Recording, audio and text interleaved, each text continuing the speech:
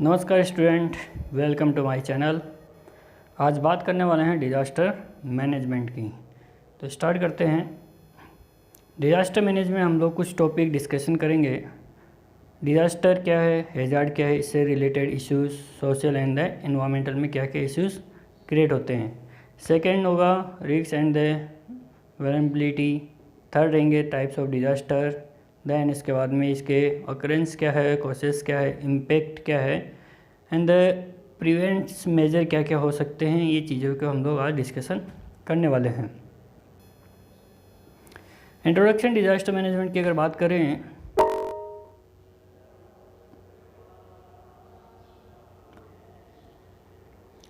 Introduction disaster की अगर बात करते हैं तो डिज़ास्टर की definition, the disaster owes its origin to the French word disaster, which is the combination of two words, dis meaning bad and astre meaning star.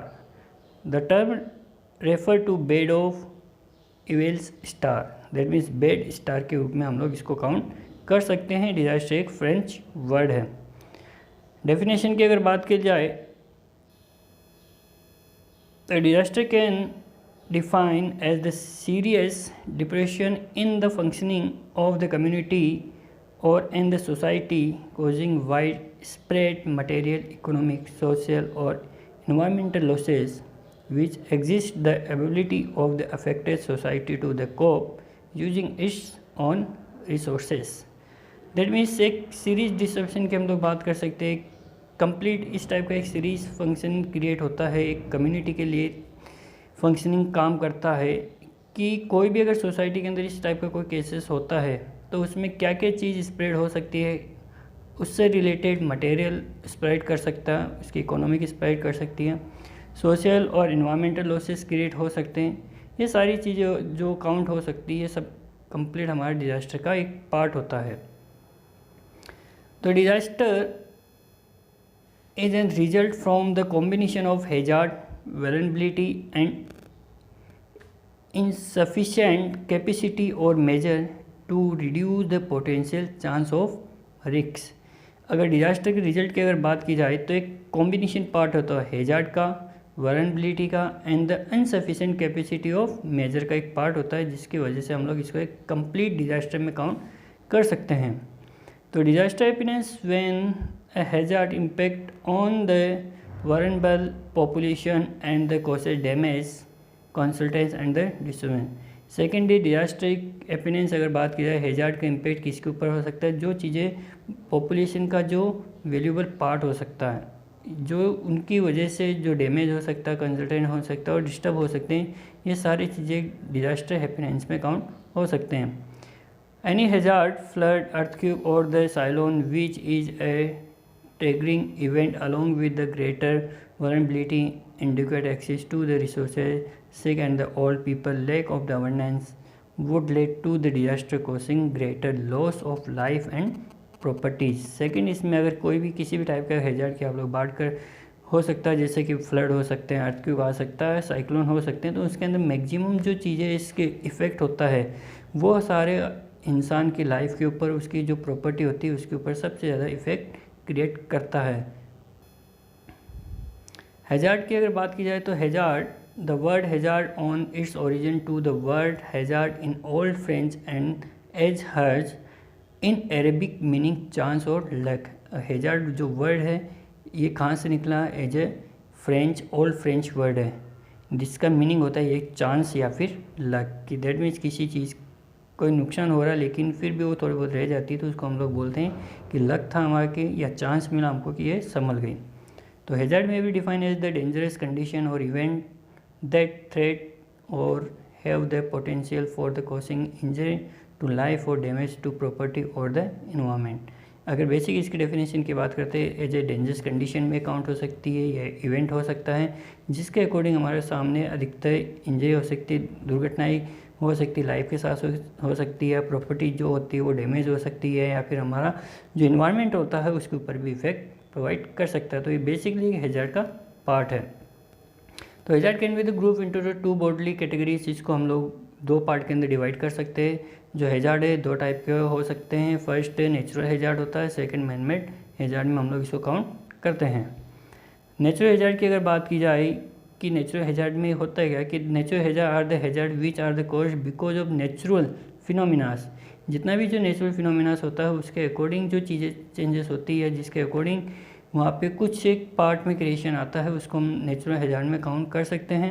तो natural hazard meteorological का part हो सकता है, जियोलॉजिकल का part होता है और even biological origin का पार्ट है। कि दैट मीन्स ये जितना भी जो मेट्रोलॉजिकल पार्ट है, जियोलॉजिकल पार्ट है या बायोलॉजिकल ओरिजिन पार्ट होता है, जिसके वजह से हमारा जो इन्वायरमेंट होता है, हमारी जो लाइफ होती है, हमारी जो प्रॉपर्टीज़ होती है, उसके ऊपर इससे इफेक्ट होता है, उसको हम नेचुरल हैजार्ड में काउंट करते हैं।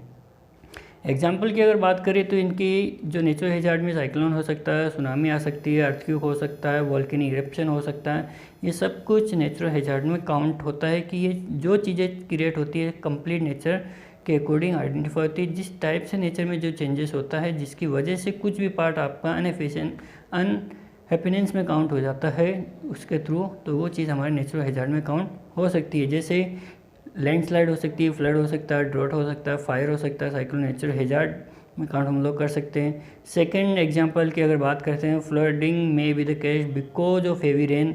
जब ज़्यादा बारिश होती है, हेवी रेन आती है, तो उससे फ्लडिंग काउंट हो जाता है, उसी से लैंडस्लाइड होती है एंड उसी से blocking of the drain with human waste. जो इंसान जो वेस्ट क्रिएट करता है, जो वेस्ट प्रोवाइड करता है, उसकी वजह से जो ड्रेनेज ब्लॉक हो जाती है, उस कंडीशन में भी फ्लड आने के चांसेस बढ़ जाते हैं। मैनमेड अगर हैजार्ड की बात करते हैं, manmade hazard the hazard which are due to the human negligence. जो इंसान के नेग्लिजेंस की वजह से चेंजेस होने की प्रवृत्ति क्रिएट होती है, उसको हम लोग मैनमेड हैजार्ड में काउंट कर सकते हैं। तो manmade hazards are the associated with the industries और एनर्जी जनरेशन। मैनमेड हैजार्ड कहाँ से क्रिएट हो सकता है? इंडस्ट्री से हो सकता है, या फिर जहाँ से हम लोग एनर्जी जनरेशन फैसिलिटीज़ करते हैं वहाँ से भी चीज़ें प्रोवाइड हो सकती है। जैसे कि इंक्लूड एक्सप्लोनेशन होता है, लीकेज ऑफ टॉक्सिक वेस्ट हो सकता है, पॉपुलेशन हो सकता है, डैम फेलियर हो सकता है, या फिर वॉर ऑफ सिविल स्ट्राइक आदि। ये सारी चीज़ें हमारे मैनमेड के थ्रू होती है, जो कि इंसान के थ्रू जो काम कर सकता है, या इंसान के थ्रू जो नेचर में हमारा चेंजेस होता है, एक दूसरे इंसान को जो प्रॉब्लम क्रिएट होती है, वो मैनमेड डिजास्टर में काउंट कर सकते हैं। वल्नरेबिलिटी में क्या है कि वल्नरेबिलिटी में भी define as that extent to which of community structure service और geographic area is likely to be damaged or destroyed by the impact of particular hazard account of their nature, construction and proper approximity of hazardous terrain और disaster prone areas।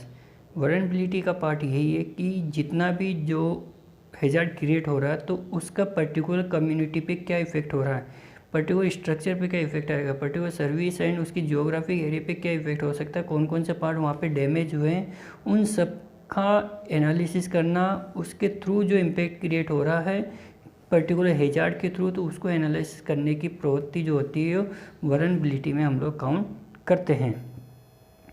Vulnerability भी दो type की category में हम लोग इसको divide किया है। फिजिकल वल्नरेबिलिटी होती है, साइको इकोनॉमिक वल्नरेबिलिटी में हम लोग इसको चेक कर सकते हैं। Physical vulnerability, it include notion of whom and what may be damaged or destroyed by natural hazards such as the earthquake or flood। Physical vulnerability में कहाँ पे काउंट हो जाएगा कि जो नेचुरल हैजार्ड की वजह से कुछ प्रॉपर्टी जो आपकी डैमेज हुई है, अब नेचुरल हैजार्ड दैट मीन्स या तो अर्थक्वेक आया हो या फ्लड हुई है, तो उसकी वजह से जितना भी जो डैमेज पार्ट हुआ है एज वो फिजिकल वल्नरेबिलिटी में काउंट हो सकता है। It is based on the physical condition of people. उस हैजार्ड के अकॉर्डिंग फिजिकल कंडीशन क्या है इंसानों की, वो चेक कर सकते हैं। एलिमेंट एट रिस्क, वहाँ पे हम लोग रिस्क को आइडेंटिफाई कर सकते हैं कि इंसान के ऊपर कितनी कोई फिजिकल कंडीशन के इफेक्ट आया है, तो उसमें रिस्क ऑफ एलिमेंट कितना क्रिएट हो रहा है, such as building infrastructure and their proximity location nature of the hazard. इसके साथ हम लोग उसकी जो फिजिकली जो बिल्डिंग है, इंफ्रास्ट्रक्चर है, स्ट्रक्चर है, उसमें क्या लॉसेस क्रिएट हुआ है एज ए पर्टिकुलर जो भी नेचर ऑफ हैजार्ड होता है, डेट मीन्स कौन सा हैजार्ड वहाँ पे क्रिएट हुआ था, नेचुरल हैजार्ड था या फिर मैनमेड हैजार्ड था, तो उसके अकॉर्डिंग हम लोग ये आइडेंटिफाई वहाँ पे कर सकते हैं कि इसका जो फिजिकली जो पार्ट था, चाहे बिल्डिंग हो सकती है, चाहे इंफ्रास्ट्रक्चर हो सकता है, अदर कोई भी पार्ट हो सकता है, तो उसके ऊपर कितना क्या इफेक्ट क्रिएट हुआ। तो ये सारा एनालिसिस करने के लिए हम लोग फिजिकल वल्नरेबिलिटी में काउंट करते हैं। It also related to the technical capability of building and structure to resist the force acting upon there during the hazard event. साथ ही हम लोग ये भी चेक करते हैं कि किसी भी टाइप का जो हैजार्ड का वहाँ पे इवेंट आया है तो उसके अकॉर्डिंग जो बिल्डिंग और जो स्ट्रक्चर है वो कितना फोर्स को रजिस्ट करने के लिए तैयार थी। दैट मीन्स ये चीज़ें यहाँ पे मैक्सिमम काउंट हो जाती है कि कभी भी जब भी हम लोग स्ट्रक्चर बनाते हैं या कंस्ट्रक्शन करते हैं, डिज़ाइन करते हैं, तो उसमें हम लोग ये शो करवाते हैं कि वो स्ट्रक्चर आपका कितना लोड सहन कर सकती है, कितना वाइब्रेशन सहन कर सकती है। अगर उस टाइप का वाइब्रेशन आया और अगर उस बिल्डिंग ने सहन नहीं किया तो हम लोग ये फॉल्ट मानेंगे कि ये जो टेक्निकल प्रॉब्लम है ये इंसान की वजह से है, कि दैट मीन इंसान ने सही तरीके से इसको डिज़ाइन नहीं किया, इसके ऊपर लोड एनालिसिस नहीं किया, इसकी जो कैपेसिटी होती है उसको कंप्लीट एनालिसिस नहीं किया।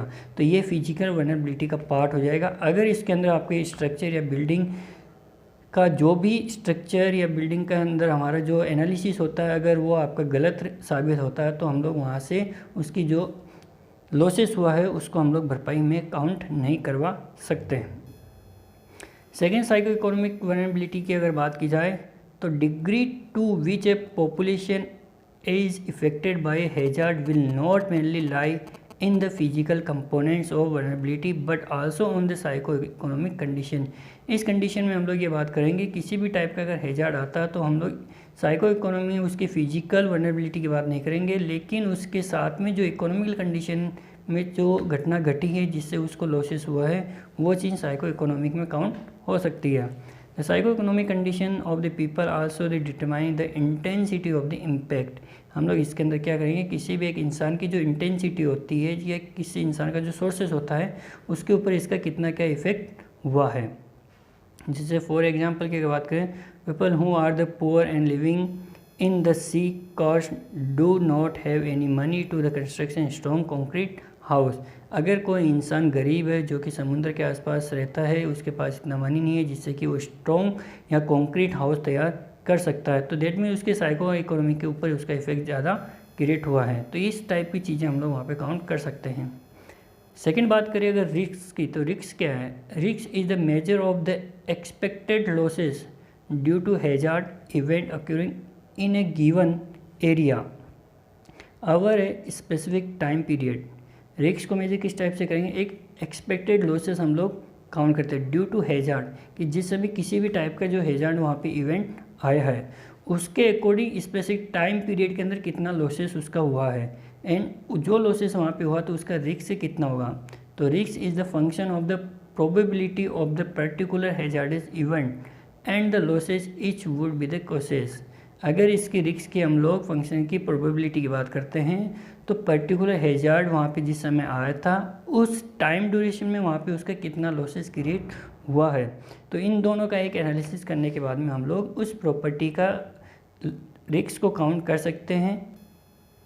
साथ ही the level of risk depend upon, जो रिस्क का लेवल है वो किसके ऊपर डिपेंड करेगा? फर्स्ट करेगा नेचर ऑफ हैजार्ड, कि हैजार्ड किस टाइप का है, मैन मेड हैजार्ड है या फिर बाद में नेचुरल हैजार्ड है। दूसरा टाइप करेगा vulnerability of the element which are affected, इसके अकॉर्डिंग जो एलिमेंट्स से वहाँ पे अफेक्ट हुआ है उसकी वल्नरेबिलिटी कितनी है। Economic value of those element, जो एलिमेंट्स वहाँ पे डैमेज हुआ है उसकी इकोनॉमिक वैल्यू कितनी है। एंड फोर्थ हो गया the community locality said to be at a risk when it is expected to the hazard and likely to be the adversely affected by its impact. तो fourth part में है कि उसकी जो कम्युनिटी है, जो लोकेलिटी है, उसके हिसाब से उसका जो रिस्क काउंट होगा it expose to hazard and likely to be the adversely affected by its impact. जो चीज़ें वहाँ पे उससे इफेक्ट हुई है उसका इम्पैक्ट उसके लाइफ के ऊपर कितना पड़ रहा है। दैट मीन उसकी एक्चुअल पर जिससे रोज़ की इनकम अगर होती है वही अगर ख़त्म हो गया तो उसके ज़्यादा रिस्क हम लोग वहाँ पे काउंट कर सकते हैं कि जहाँ से व्यक्ति रोज़ कमा रहा था वही उसका सब कुछ तहस नहस हो गया तो उसके ऊपर ज़्यादा उसका रिस्क डिपेंड करेगा। तो इसकी वहाँ का जो पार्ट होता है, जो एडवाइजरी होती है, वो उसके इफेक्टेड के ऊपर इम्पैक्ट को काउंट कर सकते हैं। थर्ड होता है डिजास्टर रिस्क रिडक्शन। डिजास्टर जो रिस्क रिडक्शन को हम लोग किस टाइप से डिपेंड कर सकते हैं, तो disaster risk reduction can take place in the following way. इसके लिए भी दो हमारे पास में वे है जिसके अकॉर्डिंग हम लोग डिजास्टर रिस्क को रिडक्ट कर सकते हैं। फर्स्ट होता है प्री प्रेडेनेंस, सेकेंड होता है mitigation. Pre preparedness that means this protective process embrace measure which enable governments, communities and the individual to respond rapidly to disaster situation to cope with them effectively। कि इसके according जितना भी जो protective process होती है वो हम लोग उसको मेजर करते हैं, उसमें गवर्नमेंट भी हेल्प करती है, उसकी पर्टिकुलर कम्युनिटी भी हेल्प होती है। सेकंड जो वहाँ का इंडिविजुअल जो रिस्पॉन्स व्यक्ति होता है उसके ऊपर भी हम लोग डिजास्टर सिचुएशन के अकॉर्डिंग वहाँ पे उसका इफेक्ट प्रोवाइड करवाते हैं। Pre preparedness include the formulation of viable emergencies plan. Pre preparedness जो पार्ट होता है उसमें जो फॉर्मुलेशन हम लोग तैयार करते हैं, प्लान तैयार किया जाता है, इमरजेंसी प्लान तैयार होता है, the development of warning system हम लोग तैयार करते हैं, maintenance of inventories and the training of personnel ये आइडेंटिफाई किया जाता है। ये ऑलरेडी पहले से तैयार किया जाता है कि किसी भी रिस्क को आप लोग रिड्यूस करना, कम करना, तो हमको पास में क्या क्या चीज़ होना चाहिए, इमरजेंसी प्लान होना चाहिए कि कभी भी अगर अर्थक्वेक आता है, कभी किसी भी टाइप का कोई हैजार्ड क्रिएट होता है तो उस कंडीशन में हम लोग किस टाइप से वहाँ पे हेल्प करने के लिए पहुँच सकते हैं। दूसरा डेवलपमेंट ऑफ वार्निंग सिस्टम भी होता है कि कभी भी अगर आपको पहले पता चल जाता है कि यहाँ पे इस टाइप का अर्थक्वेक क्रिएट हो रहा है, इस टाइप की सुनामी यहाँ पे आ रही है, तो हम लोग उनको वार्न करने का क्या सिस्टम हम लोगों ने तैयार कर रखा है। तो जितना जल्दी अगर वार्निंग सिस्टम हमारा डेवलपमेंट रहेगा, जितना जल्दी हम लोग लोगों को वार्न कर सकते हैं तो लोग वहाँ से जल्दी से फ्री हो सकते हैं। And the maintenance of the inventory, और हमारे पास में जितना भी जो इन्वॉल्टियर पार्ट होता है उसका क्या मेंटेनेंस, हम लोग कैसे लोगों को सर्वाइव करवा सकते हैं। एंड सेकंड होता है इसका ट्रेनिंग ऑफ द पर्सनली, और लोगों को हम लोग किस टाइप से ट्रेनिंग करते हैं इस सिचुएशन की। तो ये हमारा प्री प्रेडेनेंस का पार्ट है कि कभी भी अगर रिस्क को कम करना होता है तो हमको ये सारी चीज़ें पहले से तैयार करके रखनी होती है। सेकेंड है it may also the embrace search and the rescue measure as well as the evacuation plans for area that may be at risk from a recurring disaster। अगर किसी एरिया में डिजास्टर आपका रिक्वायर होता है तो वहाँ का एक्सकवेशन प्लान क्या है हमारे पास में, एक पर्टिकुलर जो एरिया होता है जहाँ पे हमको लगता है यहाँ पे सबसे ज़्यादा हैजार्डस के चांसेस बने रहते हैं, तो वहाँ पे हम लोग उस प्लान को किस टाइप से एग्जीक्यूट करवा सकते हैं, तो उसकी हमारी क्या प्लानिंग हो सकती है। Pre-preparedness therefore encompasses those measures taken before a disaster event which are aimed to minimizing loss of life, disturbance of critical services and damage when the disaster occurs। प्री-प्रेडेनेंस का हमारे पास में एक इनकम्पोसेस पार्ट ये भी होता है, उसको हम लोग इस टाइप से भी मेजर कर सकते हैं कि कितना लॉसेस ऑफ लाइफ को हम लोग मिनिमाइज़ कर सकते हैं कि किसी भी हैजार्ड की वजह से वहाँ पे क्रिएट हुआ है, जो इवेंट वहाँ पे क्रिएट हुआ है, तो उस कंडीशन में हम लोग जो लोगों की जो ज़िंदगी होती है उसको कितने मिनिमाइज़ करवा सकते हैं। ये सारी जो सिचुएशन होती है, ये सब कुछ जो प्लानिंग का पार्ट होता है, ये हमारा प्री प्रेडेनेंस का पार्ट है। फिर मिटिगेशन की अगर बात करें तो mitigation the embraces measure taken to reduce both the